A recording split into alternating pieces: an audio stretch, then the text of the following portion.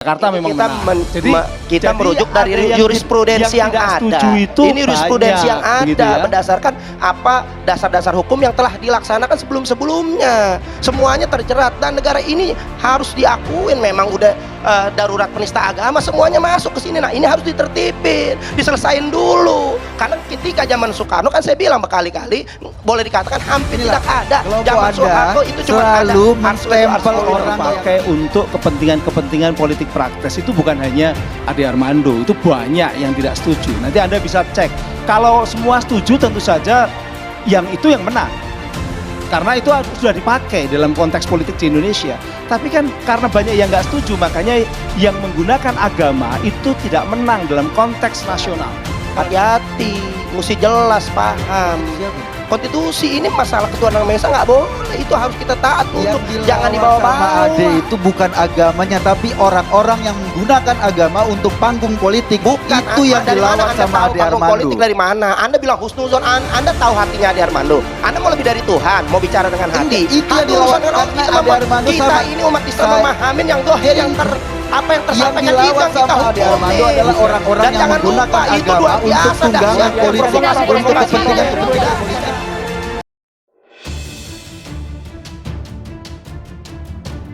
Novel PA212 ingatkan Menak Yakut bakal mengalami nasib seperti Ade Armando. Wasekjen PA212 Novel Bamukmin mengingatkan insiden pengeroyokan yang menimpa dosen Universitas Indonesia Ade Armando dalam demo 11 April Senin kemarin.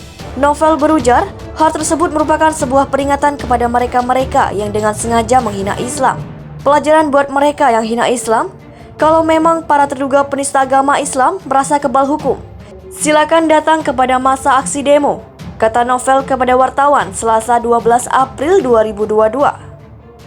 Pria yang pernah bekerja di Pizza Hut ini mengingatkan bahwa seperti Denny Siregar, Abu Janda, dan Menteri Agama Gus Yakut bakal mengalami nasib seperti Ade Armando. Ditunggu ya, digebukin masa, Denny Siregar, Abu Janda, dan Menteri Agama Gus Yakut siap-siap nyusul, ujar Novel. Seperti diketahui, Ade Armando menjadi korban luka-luka dalam kericuhan pengunjuk rasa di gedung DPR RI Senin 11 April. Ade mengalami kejadian mengenaskan, wajahnya dipenuhi darah hingga dilucuti hanya mengenakan celana dalam. Ade kini tengah dilakukan perawatan di rumah sakit. Polda Metro Jaya sendiri sudah mengidentifikasi terduga pelaku pengeroyokan Ade Armando. Identitas dan foto terduga pelaku sudah disebar di medsos. Dari informasi yang beredar, terduga pelaku pemukulan Ade Armando masing-masing berinisial DUH, TSBP, AL, dan AP. Iya, itu sudah teridentifikasi sebagai pelaku pemukulan, kata Kabid Humas Polda Metro Jaya, Kombes Pol Edra Sulpan kepada wartawan.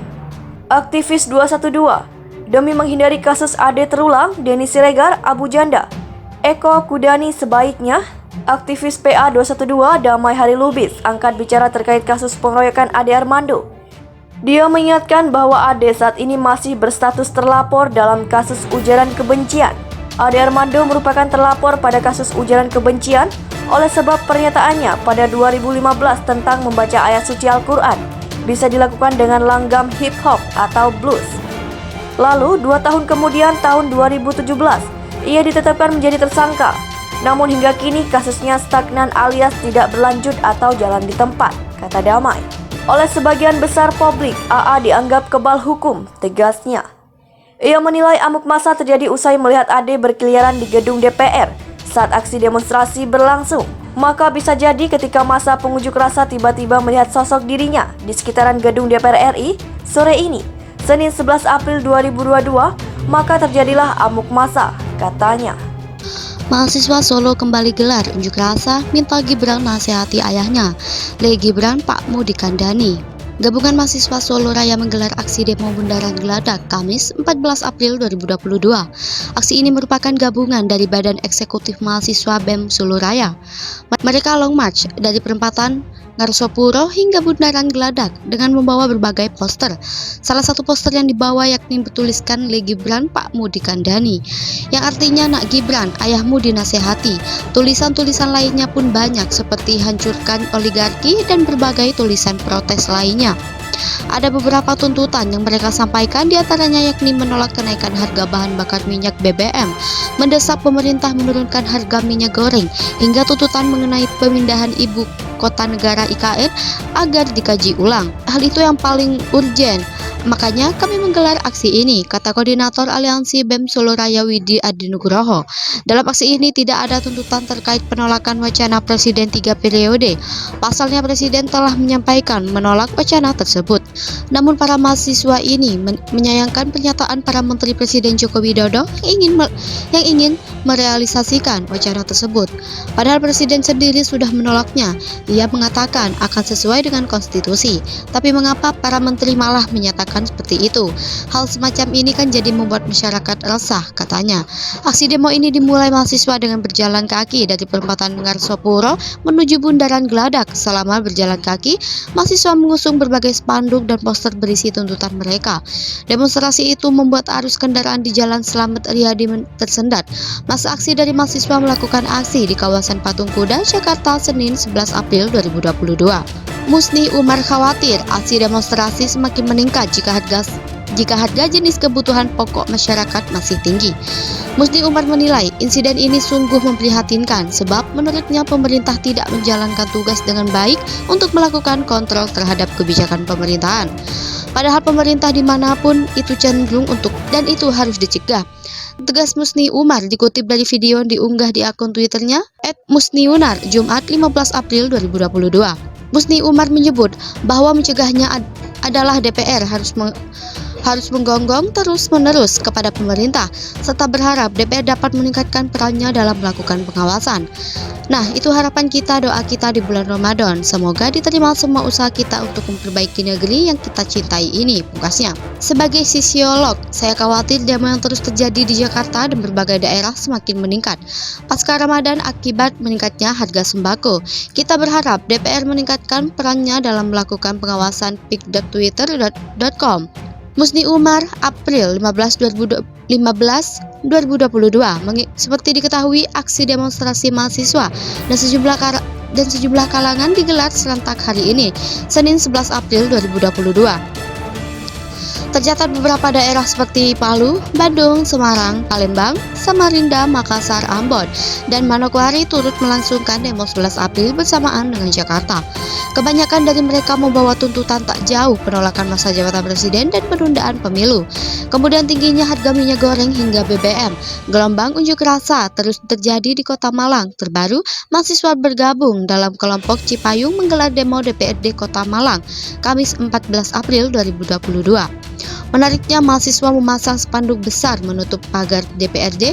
Pada spanduk tertera nama-nama menteri hingga wakil DPR RI dan juga MPR RI. Disebut pada poster itu mereka sebagai buronan negara sekaligus pengkhianat negara. Spanduk itu tetap terpampang foto Menteri Koordinator Bidang Kemaritiman dan Investasi RI Menko Bidang Marves, Luhut Binsar Panjaitan, Menteri Investasi Indonesia Bahlil Lahadialia, dan Menteri Koordinator Bidang Perekonomian Indonesia Airlangga Hartarto. Selain itu juga ada foto Ketua MPR RI Zulkifli Hasan dan Wakil Ketua DPR RI Muhammad Iskandar. Foto para pejabat itu pada bagian mata tertutup garis merah putih serta ada juga tulisan seperti buronan negara dan pengkhianat demokrasi di bawah foto dan nama pejabat-pejabat itu. #buronan negara, #pengkhianat demokrasi, #anti narkoba. Tagar di spanduk berukuran sekitar 2 kali 5 meter itu. Sementara itu tuntutan kelompok Cipayung Malang kali ini adalah tentang kenaikan harga BBM, minyak goreng hingga naiknya PPN 11% serta proyek IKN. Di lokasi pun terpantau kelompok Cipayung yang terdiri dari beberapa organisasi seperti HMI, GMKI, GMNI, PMKRI, PMII masih bergantian melakukan orasi di depan gedung DPRD Kota Malang. Lalu lintas pun terlihat sepi. Kendaraan yang menuju ke Jalan Tugu dari Jalan Kertanegara dialihkan. Sebagian Jalan Tugu pun ditutup unjuk rasa kali ini. Luhut Binsar Panjaitan tidak mau buka big data 110 juta suara ingin pemilu ditunda. Pengamat politik, ini praktik manipulasi opini publik.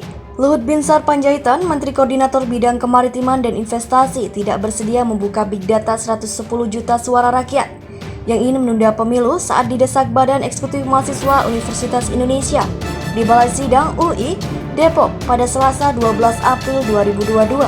Khairul Umam, pengamat politik sekaligus dosen ilmu politik dan studi internasional Universitas Paramadina mengatakan, sikap Luhut Binsar Panjaitan yang tidak bersedia membuka data merupakan sikap yang lepas tanggung jawab. Umam menyebut sikap lepas tanggung jawab Luhut yang tidak membuka data merupakan bagian dari konteks transparansi kebijakan publik. Bahkan disebutkan Umam, hal demikian merupakan masalah utama dari esensi permasalahan wacana penundaan pemilu dan perpanjangan masa jabatan presiden. Jelas ini lepas tanggung jawab. Itu bagian dari problem terkait dengan konteks transparansi kebijakan publik, kata Umam dalam video yang diunggah di kanal YouTube CNN Indonesia, Selasa 12 April 2022. Jadi problem utama dari esensi problem ini adalah tidak transparannya kebijakan publik, imbuhnya.